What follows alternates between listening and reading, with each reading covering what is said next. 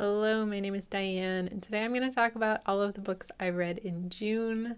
By all of the books, I mean all one novel and three graphic novels. To no one's surprise, I think, didn't read that much in June. I'm still kind of feeling slumpy in the way of reading, and I've just had other things in life going on that are more important, unfortunately, than reading books. I did suspend all of my library holds though until the end of June because I knew I wasn't going to have time for them. And this week, just in the last 2 days, I've had so many come in and I've maybe mistakenly taken a bunch of them out and suspended a few others. But I'm hoping having a whole bunch of books just available to me that I've been waiting to get to will give me the push to start reading more again. I think it's fine to not read 20 books in a month. I am still reading, and I'm still reading things that I've been looking forward to. I've just got so many things on my TBR right now. It's a little bit disappointing to not have been able to get through more of them. But in any case, let's talk about what I did read, starting with the novel that I finished, which was The Hexologists by Josiah Bancroft. This is the first in what's supposed to be a series. I haven't heard anything about a second book coming out, but this follows a couple who are referred to as the hexologists. They're very talented in hexes and things like that, magical things, and they are approached because the king has kind of gone mad. He's decided he wants to be baked into a cake, and everyone agrees that this is very strange and very concerning. So our hexologist couple, I don't remember their names at this point. I read this at the very beginning of the month, but they begin investigating, trying to figure out what is causing this, why the king is behaving this way, and what's going on. Throughout the book, we get to know them and explore a bit of the world. We do see a lot of different types of magic and creatures and things like that. I think that this was very well written. I really enjoyed reading it. I think the characters were very fleshed out, and their relationships and the way that they went about things was very interesting.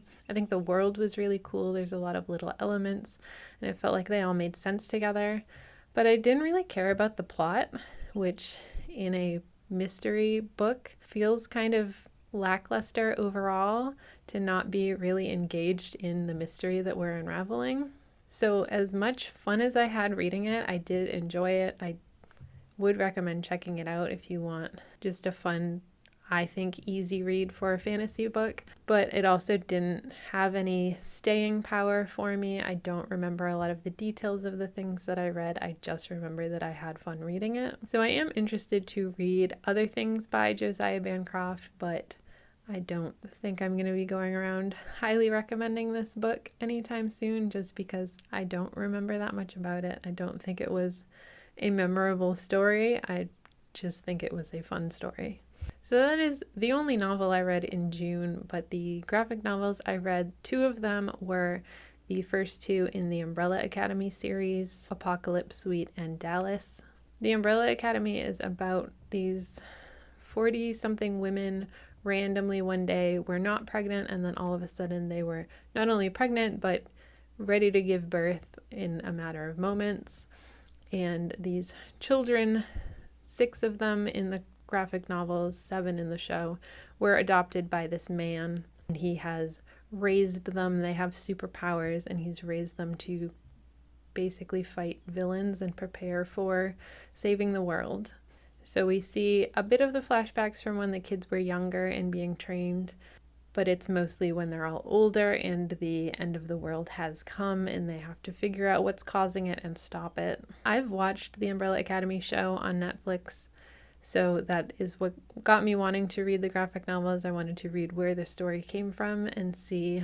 It sounded like there was going to be a bit more lore and backstory and explanation of some of the things that happen in the show in the graphic novels, and I don't think that that's true, having read 2 of them. They feel like the writer had a really fleshed out idea.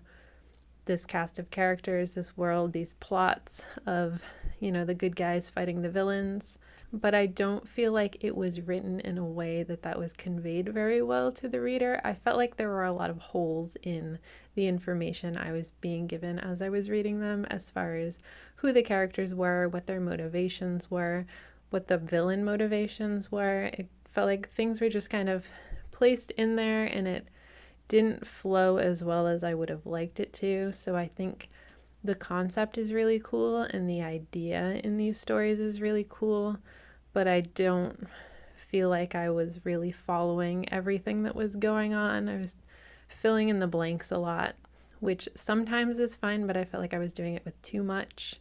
So I just wasn't really engaged in the stories that were happening. I also didn't really love the art style.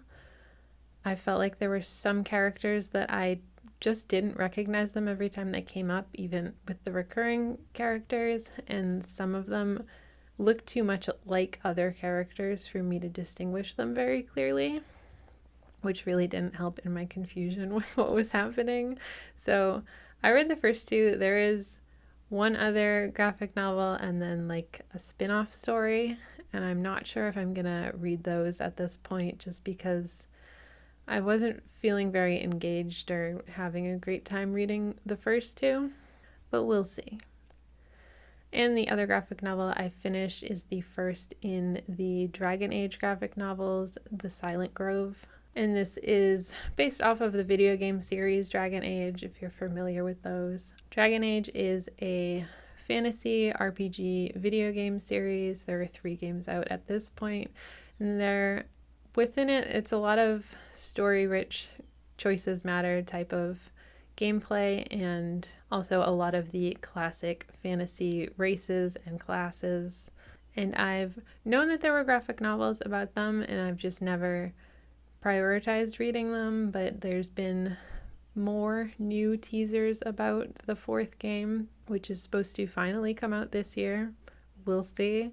But it made me want to not only go back and play the old games, because I do really like those games. They are some of my favorite video games, but also to finally read these graphic novels, since they are considered official stories within this world. So this follows 3 of the characters, the companion characters, Alistair, Varric, and Isabella, and they are on a quest together to uncover some mystery. I thought it was interesting as a fan of the series to just see a little bit more from these characters that I know and like already in this world that I very much enjoy.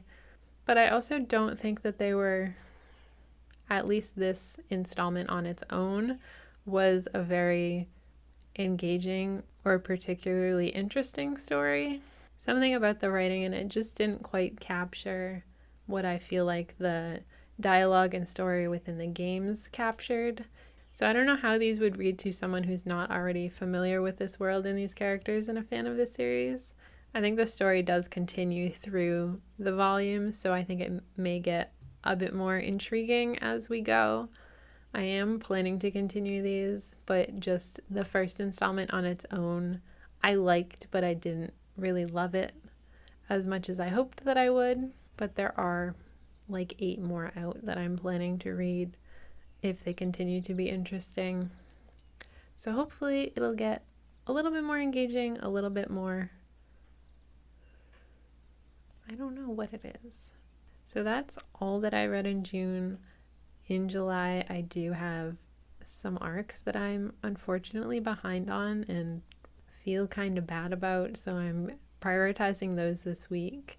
I am continuing the Dragon Age graphic novels, and I did just get some things that I've had on hold for a while, fantasy series that I've been wanting to check out, new releases from this year that I've been waiting for. And if I finally catch up on all of that stuff, I'm going to be reading from my own shelves, because I only have a few things left on my own shelves that are unread that I would like to finally finish. In any case, let me know what your favorite thing that you read from June was. Hopefully you had a slightly better reading month than I did, but I'm hopeful that July is going to be better for me. That's all for me today. Thanks for hanging out with me. I'll see you next time. Bye.